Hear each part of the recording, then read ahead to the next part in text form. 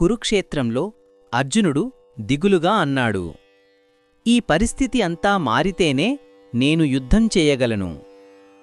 అప్పుడే శ్రీకృష్ణుడు మృదువుగా చిరునవ్వుతో అన్నాడు, అర్జునా, మార్పు బయట ప్రారంభం కాదు. నిజమైన మార్పు మనస్సులో మొదలవుతుంది. నీవు పరిస్థితులను చూసే దృష్టి మారితే ప్రపంచం కూడా నీకు మారినట్టే అనిపిస్తుంది. అర్జునుడు తన హృదయంపై చెయ్యి వేసి తనలోని బలాన్ని అనుభవించడం ప్రారంభించాడు. కృష్ణుడు అతనికి చెప్తాడు, మనస్సు స్థిరంగా ఉండితే ఏ సమస్యైనా చిన్నదైపోతుంది. నీ లోపలి సంకల్పమే నీ నిజమైన శక్తి. అందుకే అర్జున, మార్పును బయట వెతకకు, అది నీ హృదయం నుంచే ప్రారంభమవుతుంది.